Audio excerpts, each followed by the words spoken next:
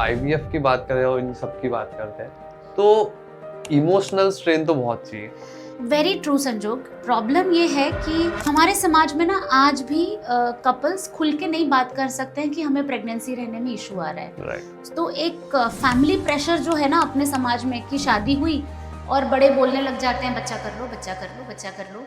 Yes और एक food तो चलो एक एस्पेक्ट हो ही गया, बट अल्कोहल, स्मोकिंग। एग्जैक्टली। तो मैं सोचती हूँ पहले के ज़माने में ना फीमेल्स का स्मोकिंग और alcohol consumption was not that rampant. अगर कोई मेल 4 सिगरेट कंज्यूम करता है और फीमेल 4 सिगरेट कंज्यूम करती है, female will have more side effects than a male. जब नेचुरल कंसीव नहीं होता है तो मतलब समाज एक फीमेल को बहुत ज्यादा प्रेशराइज करता है। बराबर। और कहीं ना कहीं पे एक मेल ईगो भी रहता है कि हाँ, ये हम हर काउंसलिंग पे बोलते हैं कि फर्स्ट कंसल्टेशन जो होगा वो दोनों पार्टनर्स चाहिए। राइट। और ये बहुत क्लियर है, फुल्ली प्रूव्ड है कि फर्टिलिटी में और बच्चे होने में इक्वल रिस्पॉन्सिबिलिटी एंड इक्वल जिम्मेदारी जो है वो मेल पार्टनर की है। सो अगर इनफर्टिलिटी किसी कपल को है, सो वी ऑलवेज से कि 40 to 45% मेल फैक्टर है,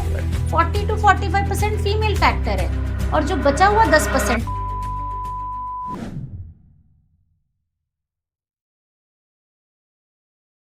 हेलो दोस्तों, स्वागत है आपका मेरे पॉडकास्ट चैनल में जिसका नाम है हर हेल्थ टॉक्स, और ये channel is about women's health care.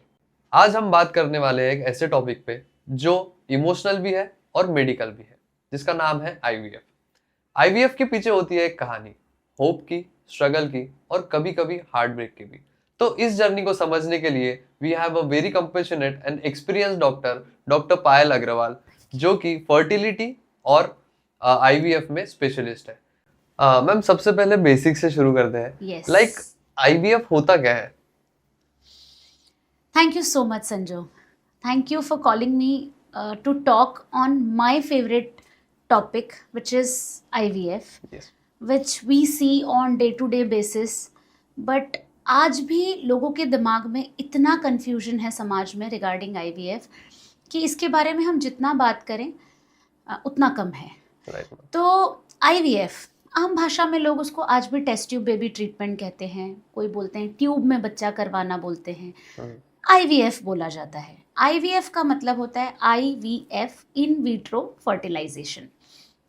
In vitro का मतलब होता है शरीर के बाहर। सो जो फर्टिलाइजेशन हम शरीर के बाहर कर रहे हैं उसको बोला जाता है इन विट्रो फर्टिलाइजेशन। अब इसमें सिंप्लीफाइड तरीके से अगर मैं बताऊं आम भाषा में, तो हस्बैंड के स्पर्म्स और वाइफ के एग्स को बाहर लिया जाता है और एक स्पेशलाइज्ड लैब में, IVF लैब में कल्चर करके एम्ब्रियो बनाते हैं जो कि फ्यूचरिस्टिक बेबीज होते हैं। That is IVF। तो आईवीएफ नेचर को रिप्लेस नहीं करता है बल्कि उसको सपोर्ट करता है। एब्सोल्युटली। देखिए, नेचर को कोई रिप्लेस नहीं कर सकता है ना। Pregnancy by far is a very very natural process, but आजकल कुछ कारणवश बहुत सारे कपल्स ऐसे होते हैं जिन्हें कि नेचुरली कंसीव करने में कुछ दिक्कतें आ रही होती हैं। So then they come to us and we try to help them with IVF. So basically IVF is helping the natural process. It is not replacing nature. Absolutely not. Ma'am, जैसे IVF आजकल बहुत couples struggle करते हैं, IVF क्या सबसे पहला option होता है उनके लिए? नहीं नहीं नहीं, बिल्कुल नहीं संजोग। ये बहुत बड़ा एक समाज में भ्रम फिर से है कि लोगों को लगता है कि अब हमें बच्चा नहीं हो रहा है तो हमको डायरेक्टली IVF करवाना पड़ेगा, इतने महंगे प्रोसीजर से गुजरना पड़ेगा, इतना हेक्टिक। नहीं, ऐसा बिल्कुल नहीं है। सो कोई भी कपल, इसमें थोड़ा सा ऐड ऑन करूँगी कि कोई भी कपल जब बच्चे के बारे में सोचने लगता है, ऐसा नहीं है कि आज शादी हुई और आज ही बच्चा करना है। अभी सबके अपने प्लान्स हैं, करियर चॉइसेस हैं, कुछ और प्रायोरिटीज़ हैं लाइफ में। वो सारी चीज़ें जब अपने को लगता है, किसी भी कपल को महसूस होता है कि no we are ready for pregnancy now, in that case it is advised कि वो नेचुरली 1 साल तक ट्राई करें। अगर फीमेल पार्टनर की एज 35 से ज़्यादा है तो फिर हम उनको बोलते हैं कि आप 6 महीने के लिए ट्राई करिए। अगर नेचुरल तरीके से 1 साल में, या फिर 35 की ज़्यादा की उम्र की महिला है तो 6 महीने में अगर कंसीव नहीं होता है, then we advise them for infertility treatment, okay. Which can be natural process along with some medication. जैसे कि नेचुरल तरीके से कंसीव होगा, लेकिन कुछ मेडिसिन का सपोर्ट दिया जाएगा, जैसे एग्स अच्छे बनाने के मेडिसिन, ओव्यूलेशन इंडक्शन जिसको कहते हैं, सो एग बनाने की मेडिसिन, या फिर एक नेचुरल दूसरे तरीके की प्रक्रिया है जिसको हम IUI कहते हैं, हाँ। IUI कर सकते हैं। जब ये सारी चीज़ें काम नहीं करती हैं, तब फिर अगला स्टेप होता है IVF का। Okay, great. तो मैम एक IVF साइकिल का प्रोसेस जैसे स्टेप बाय स्टेप कैसे रहेगा? ओके, सो पहली बात तो जैसा मैंने बताया कि ऐसा नहीं है कि सबको IVF लगने वाला है, Right. है ना।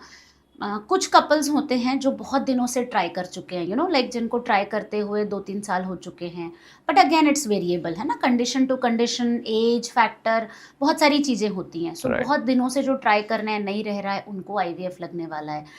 फिर कुछ कपल्स ऐसे होते हैं जिनको सीवियर PCOD है फीमेल पार्टनर को, एंडोमेट्रियोसिस है, या दोनों फेलोपियन ट्यूब्स का ब्लॉकेज है, उसमें नेचुरल प्रेगनेंसी नहीं रह सकती है, या मेल फैक्टर कि जैसे अगर मेल पार्टनर में बिल्कुल ही स्पर्म्स नहीं बन रहे हैं, या बन रहे हैं लेकिन बाहर नहीं आ रहे हैं, जिसको कि ऑब्स्ट्रक्टिव एजोस्पर्मिया बोलते हैं। इन कंडीशंस में पहले तो IVF की ज़रूरत पड़ेगी, नंबर 1। नंबर 2, IVF में हम करते क्या हैं, इसमें अगर हम टेक्नोलॉजिकली और सारा डिटेल देखें तो इसमें बहुत सिंप्लीफाइड तरीके से समझाऊंगी। इसमें क्या किया जाता है, पहले तो एक बार जब रिक्रूट हो गई फीमेल पार्टनर कि हाँ इनको IVF के लिए जाना है, उनको पीरियड्स के दूसरे दिन से कुछ दिनों के लिए हम इंजेक्शंस देते हैं, जो कि एक एवरेज ड्यूरेशन हम 10 दिन का होता है, किसी में 9 भी हो सकता है, किसी में 11-12 भी हो सकते हैं। एवरेज 10 दिन के इंजेक्शंस दिए जाते हैं एग्स बनाने के लिए। नॉर्मली फीमेल पार्टनर के शरीर में एक ही एग बनता है, बट इसमें हम जितने बन सकें उनकी कैपेसिटी के हिसाब से उतने एग्स बनाते हैं। एग्स बनाने के बाद में एक छोटा सा प्रोसीजर होता है जिसको कि oocyte रिट्रीवल या oocyte पिकअप बोला जाता है, जो डे केयर प्रोसीजर है, अंडर एनेस्थीसिया किया जाता है, जिसमें कि फीमेल को एडमिट किया जाता है डे केयर के लिए, और फिर उन एग्स को पूरा बाहर निकाला जाता है। Right ma'am. सेम टाइम पे हस्बैंड से बोला जाता है मास्टरबेशन के द्वारा आप स्पर्म सैंपल दीजिए, एंड उस स्पर्म सैंपल को वॉश करके, एंड देन ये जो एग्स हमने रिट्रीव किए हैं इनको आपस में लैब में फर्टिलाइज करने का प्रोसेस किया जाता है। That is IVF। Then once we form the embryo, दूसरे दिन, तीसरे दिन, 5वें दिन फिर उसकी क्वालिटीज चेक की जाती है, जो कि फ्यूचरिस्टिक बेबी है अगेन, और फिर उस एम्ब्रियो को फीमेल पार्टनर में ट्रांसप्लांट किया जाता है, जिसको कि एम्ब्रियो ट्रांसफर कहा जाता है। सो 3 स्टेप्स है, ओवेरियन स्टिमुलेशन, oocyte रिट्रीवल या pickup, third is embryo transfer. And once the embryo transfer is done, then we wait for average में 10 to 14 days for the results. So grossly 1 महीने का procedure होता है। बहुत intense process है। जैसे हाँ, सुनने में तो लगता ही है। जैसे अपन अभी IVF की बात कर रहे हो, इन सब की बात करते हैं, तो इमोशनल स्ट्रेन तो बहुत चाहिए। वेरी ट्रू संजोग। प्रॉब्लम ये है कि हमारे समाज में ना आज भी कपल्स खुल के नहीं बात कर सकते हैं कि हमें प्रेगनेंसी रहने में इशू आ रहा है। Right. तो एक फैमिली प्रेशर जो है ना अपने समाज में कि शादी हुई और बड़े बोलने लग जाते हैं बच्चा कर लो, बच्चा कर लो, बच्चा कर लो। तो वो जो प्रेशर बिल्डअप होता है, इमोशनल प्रेशर जो किसी भी कपल पे बिल्ड होता है, और इसमें ना कहीं हम कितना भी बोलें कि आज के समाज में हम इक्वालिटी की बात करते हैं कि मेल और फीमेल, बट जो ज़्यादा प्रेशर होता है ना वो फीमेल पे ही आता है। ट्रीटमेंट वाइज भी देखिए, मेल को तो सिर्फ मास्टरबेट करके सीमेन सैंपल ही देना है, लेकिन a female has to go through 14 days of injections, she has to go for a procedure of egg pickup, then she has to take further medications. So थोड़ा प्रेशर तो है, मतलब हर तरीके से, और इमोशनल, साइकोलॉजिकल। इसीलिए ना इस सिचुएशन पे हम हमेशा, हमारे पास हॉस्पिटल में आजकल काउंसलिंग सर्विसेज होती हैं, and we also try to counsel our couples कि जितना हो सके हम उनको इमोशनली सूद करने की, काम करने की कोशिश कर सकें, और हम उनको काउंसलर की मदद दे सकें। एंड ऑफ कोर्स इसमें सबसे बड़ा रोल है पार्टनर का एक दूसरे के साथ में, that they have to be with each other. उनको एक दूसरे का साथ नहीं छोड़ना है, किसी की बातों में नहीं आना है, और एक दूसरे का पूरा इमोशनल साथ निभाना है, तो ये जर्नी बहुत स्मूथ हो जाती है। वही है कि अगर दोनों बराबर चल रहे हैं पैरेलली, तो ये बहुत बहुत इजी, मतलब सभी के लिए, उनके लिए भी बहुत इजी है जिनके पास वो ट्रीटमेंट कर रहे हैं उनके लिए भी Definitely. मोस्ट प्रोबेबली इजी ही हो जाएगा ये सब। बिल्कुल बट बिलीफ सिस्टम एक बहुत बड़ा काम करता है। बहुत। तो शायद आप मुझे अभी अगला पूछेंगे कि मैडम सक्सेस रेट 100% है क्या? I was going to ask but हाँ, हाँ तो यहाँ पे बिलीफ सिस्टम बहुत काम आता है। हाँ हाँ नहीं, ये मिथ है। बहुत बार लोग आते हैं, मैडम आप गारंटी देते हैं क्या कि आईवीएफ में बच्चा हो ही जाएगा? देन आई से नहीं, दुनिया की कोई लैब ऐसी नहीं है जो 100% गारंटी दे दे।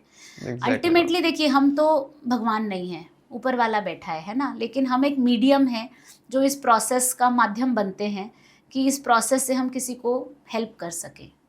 तो Exactly. 100% सक्सेस रेट नहीं होता, बट अगेन उम्मीद पूरी होनी चाहिए, होप्स बेस्ट होनी चाहिए, एंड देन इसके साथ में थोड़ी सी पॉजिटिविटी के साथ साथ नेगेटिविटी तो आती है। तो 100% सक्सेस नहीं होता है। 100% सक्सेस, हाँ मतलब एक अगर अपने को लगता है कि एक 100% मतलब एक मतलब मेरे ख्याल से तो मैं बोलता हूँ कि एक 100%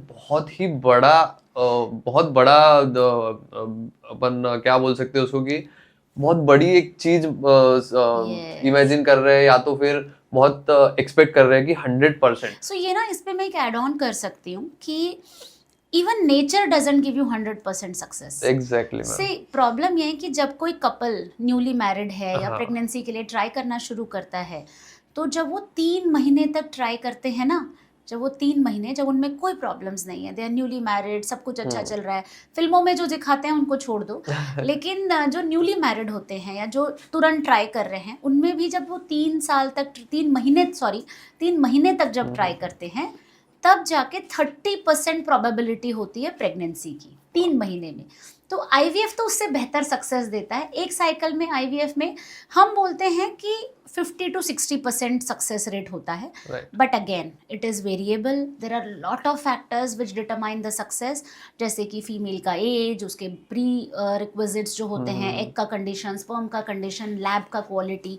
सो there are multiple factors which is determining the success rate, but grossly it gives better success than nature. Exactly ma'am. तो मैम आईवीएफ एक इमोशनल और फाइनेंशियल कमिटमेंट मतलब यार देखो, फाइनेंस के हिसाब से आईवीएफ कैसा है? हम इंडिया में रहते हैं, Right.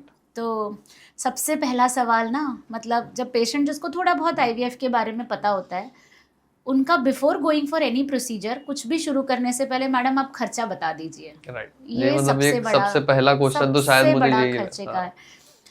अगर मोटा मोटी तौर पे देखूं, एवरेज खर्चा जो कि 1.5 लाख के आसपास आता है। ओके थोड़ा बहुत इंजेक्शंस और दवाइयों के हिसाब से चीज़ें चेंज हो सकती हैं। सो एक एवरेज में मैं बोलूँगी, चाहे इंडिया के किसी भी शहर में चले जाएं हम, 1.5 से 2 लाख रुपए के बीच में ये खर्चा एवरेज में चलता है। ऑफ कोर्स थोड़े थोड़े वेरिएशंस होते हैं, शहर के हिसाब से खर्चे बढ़ जाते हैं या जो भी है, बट एवरेज खर्चा 1.5 से 2 लाख रुपए। तो मैम और अगर हम इमोशनल एस्पेक्ट की बात करते हैं, आईवीएफ जर्नी में कपल किस तरह का प्रेशर फील करते हैं? यही जैसे हमने डिस्कस किया, इसमें फैमिली, ना एक बहुत सारी फैमिली चीजें प्रेशर हैं, हो गया, इमोशनल, हाँ फाइनेंशियल, टाइम। ओके मतलब देखिए, इसमें आपको हर तरीके से डेडिकेशन देना होता है। आपको टाइम देना है क्योंकि आपको डेली डॉक्टर के पास आना है ना, Right, डेली इंजेक्शंस लगवाने हैं, एक कमिटमेंट हो जाता है आपको। थोड़ा सा कमिटमेंट तो देना ही पड़ता है। फाइनेंशियली क्योंकि पैसे इन्वॉल्व हैं। इमोशनली क्योंकि आप एक इंट्रिकेट प्रोसेस से गुजर रहे हैं। और जब हम किसी चीज़ से, एक ह्यूमन साइकोलॉजी, मुझे ऐसा लगता है ना, जो चीज़ हमारे पास नहीं होती है ना, उसके लिए हम इतने सेंसिटिव हो जाते हैं कि शायद हम खुशी के मौके में भी अपना दुख जोड़ देते हैं। जैसे अगर हमारे, फॉर एग्जांपल, हम बच्चे के लिए कोई कपल ट्राई कर रहा है, अब उसके भाई को और भाभी को बच्चा हुआ है, अंदर से तो खुश है, वाह मेरी भाभी को बच्चा हुआ है, भाई को बच्चा, बट यार अंदर से कहीं टीस है कि मुझे नहीं हो रहा है, मेरी शादी पहले हुई थी, उनको बच्चा हो गया, मुझे नहीं हुआ। ये बहुत बड़ा टर्मोइल है किसी भी कपल के लिए। इमोशनल प्रेशर बहुत ज़्यादा है इसमें। यही है अगेन, फैमिली सपोर्ट, पार्टनर का एक दूसरे के साथ सपोर्ट, और अगर ज़रूरत है तो काउंसलिंग सपोर्ट, ये सब अच्छे से लेना चाहिए। Feel free to ask for a counselling, feel free to discuss things. अभी तो इतने सोशल मीडिया पे ग्रुप्स हैं, सपोर्ट ग्रुप्स हैं, जिसका आप सहारा ले सकते हैं कोई भी। Right yes ma'am. जैसे एक अभी ऐसा है कि आप उन कपल्स के लिए क्या कहना चाहेंगे जो बहुत ज़्यादा स्ट्रेस में है और आईवीएफ को लेके बहुत ज़्यादा कंफ्यूज्ड है कि इसके लिए जाना चाहिए या नहीं जाना चाहिए, और नेचुरली वो कंसीव भी नहीं कर रहे हैं, तो उसके वजह से उनका स्ट्रेस लेवल भी बहुत बढ़ जाता है। हाँ और चलो पार्टनर भी सपोर्ट कर देगा और फैमिली भी सपोर्ट कर लेगी, बट कहीं ना कहीं एक रिलेटिव्स वाला प्रेशर भी बहुत ज्यादा आता है। डेफिनेटली हमारा इंडियन समाज ना, मतलब हम बहुत सामाजिक लोग हैं, हम आपस में एक दूसरे के साथ बहुत जुड़े हुए होते हैं, फैमिली बहुत इन्वॉल्व होती हैं, डिस्टेंट फैमिलीज भी बहुत इन्वॉल्व होती हैं। तो before going ahead with family I would say अभी ना, मतलब जो एक थोड़ा सा पुराने ज़माने में जो थोड़ी जल्दी शादियों वाला कल्चर था, अगर हम प्रेगनेंसी एस्पेक्ट को देखा जाए, फर्टिलिटी एस्पेक्ट को देखा जाए, तो वो सही था कहीं ना कहीं। राइट। अभी हमारी मैरिजेस लेट होती हैं, बाकी उसके बाद हमारा फैमिली प्लानिंग लेट होता है। तो इन सब चीज़ों में ना मुझे लगता है कहीं ना कहीं जीवन में हर कपल को थोड़ा सा ठहराव की ज़रूरत है। Think about the family thing. अगर आपको लग रहा है कि आप बिल्कुल प्रिपेयर्ड नहीं है, या अगर शादी नहीं हुई है, when you don't have a partner, think about your future fertility की कैसे होने वाला है, क्योंकि इतनी देर ना हो जाए कि लड़की के एग काउंट कम हो जाएगा ना। वो तो डिक्लाइनिंग प्रोसेस है एग काउंट का कम होना। तो वो एक फैक्टर की ठहराव थोड़ा चाहिए कि आपस में जब कोई कपल बच्चे के बारे में सोचें कि हमको बच्चा करना चाहिए, सही समय बहुत बड़ी चीज़ प्ले करती है कि आपको सही समय पे प्लान करना चाहिए। अगर Exactly. प्रायोरिटी में कुछ और है, जैसे कोई एग्ज़ाम है, कुछ और चीज़ है, freeze your eggs, simple, freeze your eggs, freeze your sperms, do that Like on celebrities are time. doing. या so many celebrities they are setting examples कि आप जल्दी शादी करिए। अभी look at Alia Bhatt, she got married, she had a baby. So ये बहुत अच्छा एग्जाम्पल भी है, मतलब दो they are not promoting it, but then मैं फिर भी सोचती हूँ कि ये अच्छा एग्जाम्पल है। और लाइफ रुकती नहीं है बच्चे से, मतलब वो तो एकदम समाज की ज़रूरत है। और अगर आपको चाहिए कि बच्चा चाहिए, और अगर टाइम नहीं है, ठीक है, कोई बात नहीं, टाइम नहीं है, नो प्रॉब्लम। सोशल फ्रीजिंग जिसको हम कहते हैं, एग फ्रीज करा लीजिए। अगर आप 35 में भी आएंगे तो आपके अच्छी क्वालिटी के एग्स हमारे पास फ्रोजन है, exactly. They will help you. So ये definitely, again coming to your question कि फैमिली और रिलेटिव्स का प्रेशर है, उसको तो हमको पॉजिटिवली स्मार्टली हैंडल करना ही पड़ता है। Can't run away with it, exactly ma'am. और मैं जैसे एक देख रहा हूँ कि अभी अभी के जो यूथ्स हैं वो प्रायोरिटी पहले अपने करियर को देते हैं, और बहुत सारी ऐसी चीज़ें हो जाती है कि उनके करियर के वजह से वो शादी भी बहुत लेट करते हैं। अगर शादी चलो घर वालों के प्रेशर से एक बार उनने पहले कर भी ली, तो वो बच्चे के लिए लेट सोचते हैं क्योंकि उनके करियर गोल्स रहते यस हैं। यस एक वो हो गया, और एक ऐसा है कि अभी अभी की फूड क्वालिटी, यस मतलब मुझे ऐसा लगता है कि हार्मोनल चेंजेस में या तो फिर नेचर को डिस्टर्ब करने में ये बहुत ज्यादा मायने रखता है कि तुम किस प्रकार से फूड इंटेक कर रहे हो। हाँ, तो ये ना मैं बोलूँगी, अभी जो हमारा लाइफस्टाइल फैक्टर है इन कॉजिंग इनफर्टिलिटी, Right, ये ma'am. एक है इम्पॉर्टेंट रोल, इसको मैं डिनाई नहीं कर सकती। देखिए, डायरेक्टली ऐसा नहीं बोलूँगी कि food is the only factor, लेकिन जिस तरीके से हमारा लाइफस्टाइल हो गया है, हमारा बहुत सेडेंट्री लाइफस्टाइल है। Right, हम ma'am. पूरा टाइम बैठे रहते हैं, बैठ के कंप्यूटर पे काम कर रहे हैं, स्क्रीन्स पे काम कर रहे हैं, रेडिएशन एक्सपोजर, पूरा टाइम हम वाईफाई और मोबाइल्स और रेडिएशन से घिरे हुए Right, हैं। ma'am. सो कहीं ना कहीं इनका इम्पैक्ट तो हो ही रहा है। अब फूड क्वालिटी या जो भी हमारा फूड इनटेक है, उसके कारण ओबेसिटी बढ़ रही है। हाँ. फीमेल्स में obesity is a new normal epidemic in our society. You must have heard, अभी रिसेंटली जो हमारा 15th अगस्त के पीएम एड्रेस पे PM talked about obesity. Right, so ma'am. That's a big thing nowadays in our society. तो obesity बहुत बड़ा issue बन गया है। ओबेसिटी के कारण हार्मोनल चेंजेस होते हैं, हार्मोनल चेंजेस के कारण प्रेगनेंसी अगेन डिफिकल्ट हो जाती है। Right, ma'am. So one is very important food, as you are saying, obesity.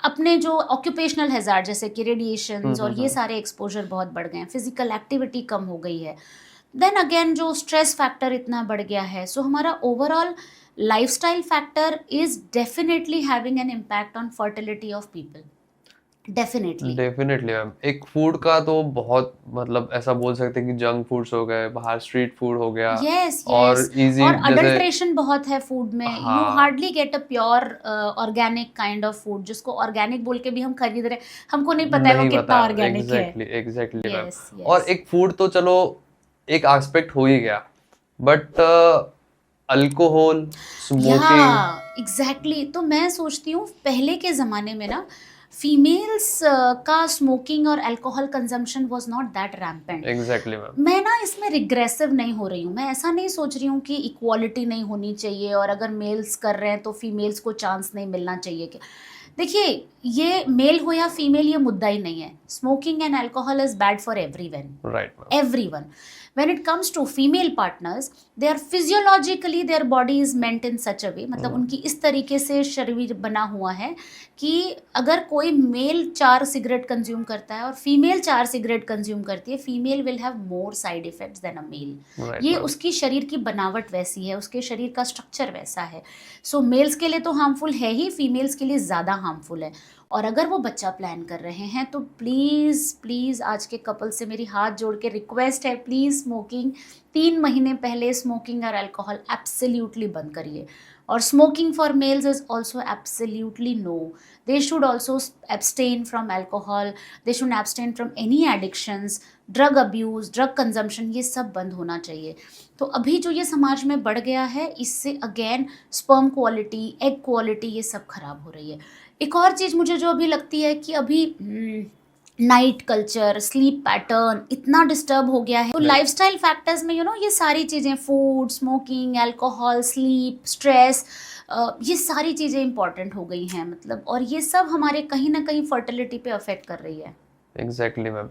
मतलब मैं भी अभी, अब देखो मैं भी यूथ हूँ, अब मैं भी वो ही जनरेशन या में हूँ जो अभी, तो मेरे जनरेशन के हिसाब से मैं तो एक चीज प्रमोट करना चाहूंगा सबको, कि if you are planning for babies, if you are planning for family, तो एक प्री कंसेप्शन ट्रीटमेंट या प्री यस, कंसेप्शन काउंसलिंग जिसको बोलते हैं, मतलब बहुत ज़रूरी है। 3 से 6 महीना पहले एक पर्टिकुलर डॉक्टर के पास में जाके बिल्कुल कंसल्ट करना चाहिए। बिल्कुल करना चाहिए।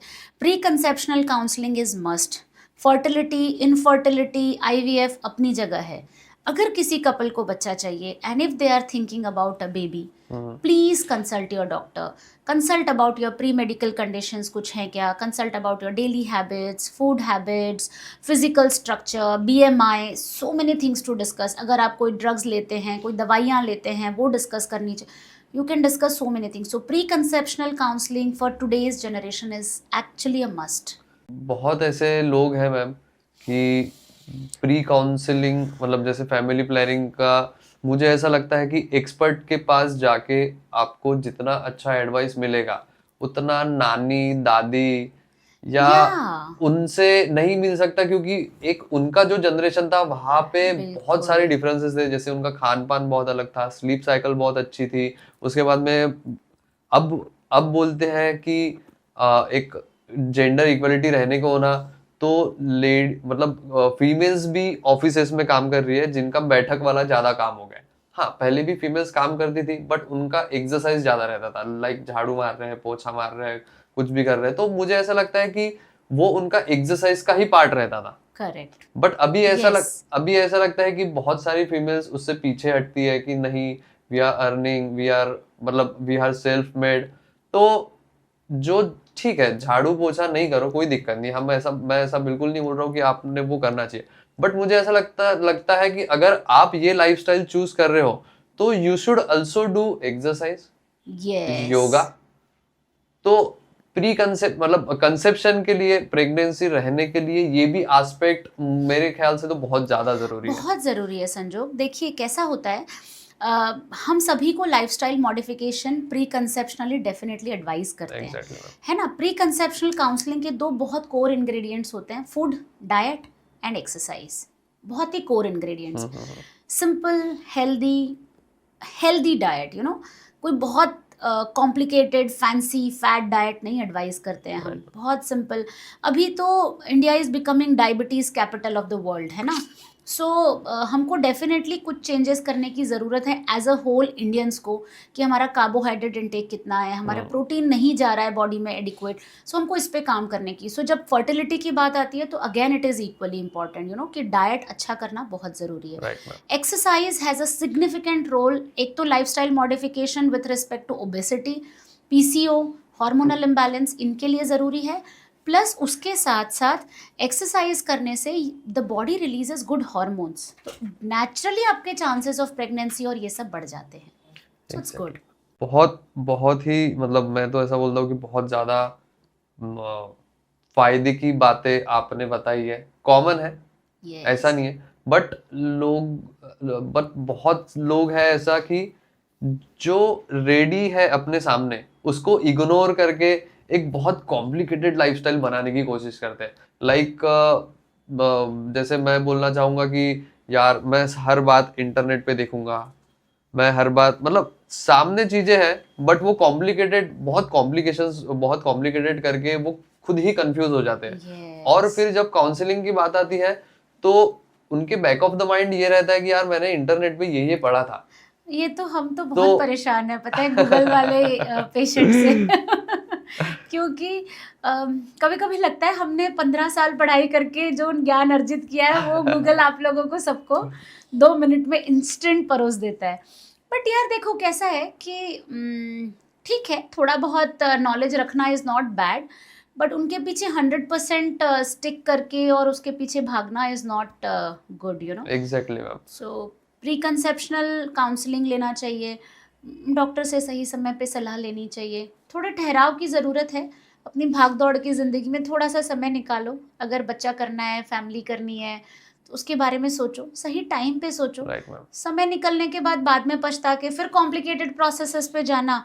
सी, me being an IVF specialist, I never recommend कि हर कपल को जंप करके पहले आईवीएफ कराना चाहिए। Right ma'am. You always have an option of natural trial. You always have an option of natural, uncomplicated, smooth pregnancy journey. It's a beautiful journey. Having a baby is the biggest blessing and miracle Yes, of a life, God has given us. तो उसके बारे में आज के couples को थोड़ा सा ठहराव लेके सोचना चाहिए, ऐसा मुझे लगता है।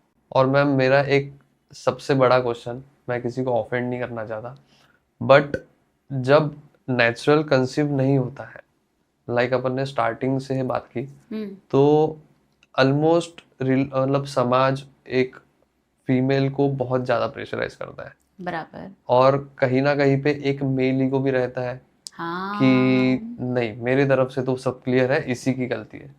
तो ये मेल ईगो जो है कि हाँ, ये हम हर काउंसलिंग पे बोलते हैं कि फर्स्ट कंसल्टेशन जो होगा वो दोनों पार्टनर्स चाहिए। Right ma'am. और ये बहुत क्लियर है, फुल्ली प्रूव्ड है कि फर्टिलिटी में और बच्चे होने में इक्वल रिस्पॉन्सिबिलिटी एंड इक्वल जिम्मेदारी जो है वो मेल पार्टनर की है।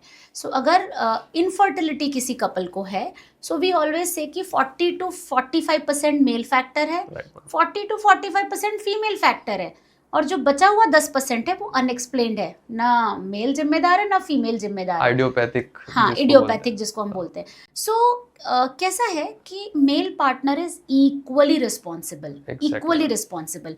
सो जब कपल आते हैं, हमारा जो इवैल्यूएशन चेकअप का जो प्रोसेस होता है, इसमें हम कभी भी सिर्फ फीमेल पार्टनर का चेकअप एडवाइस नहीं करते हैं। On the same sitting male and female partners are equally evaluated, equally checkup किया जाता है, ताकि हम ऐसा ना हो कि 3 महीने 6 महीने हमने फीमेल का ट्रीटमेंट कर रहे हैं और फिर 4 महीने बाद पता चलता है कि अरे प्रॉब्लम तो मेल में थी। ऐसा नहीं होना चाहिए। और इसी दौरान हम प्रॉपरली मेल्स को भी काउंसल करते हैं अगर उनमें प्रॉब्लम है। थोड़ा सेंसिटिव टॉपिक है, थोड़ा सा उनमें ईगो की बात जो है वो आती है, पर देन जब आप उनको सेंसिटिव होके समझाओ, उनकी प्रॉब्लम्स को उनके सामने रखो, तो ऑफकोर्स 100% नहीं, लेकिन बहुत सारे कपल्स आजकल समझदार हो गए और वो समझते भी हैं इस चीज़ को। सो ये अच्छी चीज़ है, मैं बोलूँगी कि अब मेल्स समझदार हो रहे हैं, दे आर एक्सेप्टिंग कि problem can be there with them. Yes ma'am, ऐसा नहीं है कि वो, ऑफ कोर्स थोड़े थोड़े होते हैं, कई बार तो लोगों की शादी तक बात आ जाती है कि मतलब डिवोर्स तक बात चली जाती है कि भाई मेरे में प्रॉब्लम हो ही नहीं सकता, ये ऐसे हाँ, कैसे बोल रहे हैं। फिर एग्जैक्टली। रिश्तेदार इन्वॉल्व हो जाते हैं, फिर बोलते हैं नहीं हमारे में तो कुछ है ही नहीं, तुम्हारे में है, तुमने बताया नहीं। ये तो समाज का पार्ट है, but then that is okay, fairly enough. हर चीज में प्लस माइनस होता है, बट देन अभी तो मेल्स थोड़े समझदार हो गए हैं और बेहतर हो रहे हैं, आई वुड से। हाँ, समझ रहे हैं। मतलब ऐसा है कि अभी इक्वल, क्या जेंडर इक्वलिटी का मैं ये पॉजिटिव साइड बोलना हाँ चाहूंगा। हाँ, ये पॉजिटिव साइड ये एक पॉजिटिव साइड है कि हाँ, Definitely. Males are now more understanding. Yes. पहले अंडरस्टैंड नहीं करते थे, या नहीं तो करते थे, पहले पहले थोड़ा तो चेकअप के लिए भी नहीं आते हाँ, थे। आई हैव वही सीन वही दैट लेवल आल्सो कि मेल पार्टनर बोलेगा नहीं मेरे को जरूरत नहीं, आप करा लो, I am fine. Exactly ma'am. Thank you so much ma'am, बहुत थैंक यू सो बहुत मच। इंफॉर्मेटिव सेशन था ये, और बहुत सारी चीजें इसमें खुली है। मैं जानता हूँ कि आईवीएफ के बारे में सब खुल के बात नहीं करते हैं, but now this is a stage कि हाँ, अपन आईवीएफ के बारे में खुल के बात करेंगे, सब चीजें खुल के बात करेंगे। एंड मैं एक समाज को एक मैसेज ऐसा देना चाहूंगा कि अगर आप नेचुरली कंसीव नहीं कर पा रहे हो, आप फैमिली प्लानिंग में आपको कुछ दिक्कत जा रही है, सो मुझे ऐसा लगता है कि आपके रिलेटिव्स के पास या तो फिर फैमिली का सजेशन लेने से पहले आप एक्सपर्ट्स को मिले, एक्सपर्ट से समझे, क्योंकि पहले की जनरेशन अभी की जनरेशन में बहुत ज़्यादा फर्क है। और हाँ, नेचुरली कंसीव नहीं हो रहा है तो स्ट्रेस लेवल बढ़ाने की कोई ज़रूरत नहीं है, एंजाइटी बढ़ाने की कोई ज़रूरत नहीं है, मेंटली डिस्टर्ब होने की बिल्कुल ज़रूरत नहीं है, इस इमोशनली आपको गिरने की बहुत बिल्कुल ज़रूरत नहीं है। Go to the expertise. Ma'am, आपसे मैं कुछ फाइनल वर्ड्स सुनना चाहूँगा। मैं तो बस ये कहूँगी कि ये आईवीएफ जो है definitely it's not easy journey, थोड़ी डिफ़िकल्ट जर्नी ज़रूर है, बट ऐसी नहीं है जिससे हम दूर भागें, यू नो। सही सलाह बहुत इम्पॉर्टेंट है, सही समय पे बहुत इम्पॉर्टेंट है, एग्जैक्टली। वो लीजिए, और प्रोफेशनली अच्छे से एक्सपर्ट से कंसल्ट करिए। हम इसके बारे में और चर्चा करेंगे, इससे रिलेटेड लोगों के अगर कोई सवाल है तो हम उस पर और डिस्कशन कर सकेंगे, यू नो। और आईवीएफ रिलेटेड ही और फर्टिलिटी रिलेटेड हम और टॉपिक्स के बारे में लोगों के साथ इंटरेक्ट करेंगे। तो कुछ भी रहा तो वी आर देयर ऑलवेज। और बस, life is so good, pregnancy is not very difficult, it's safe, it's natural, IVF is safe, IVF is natural.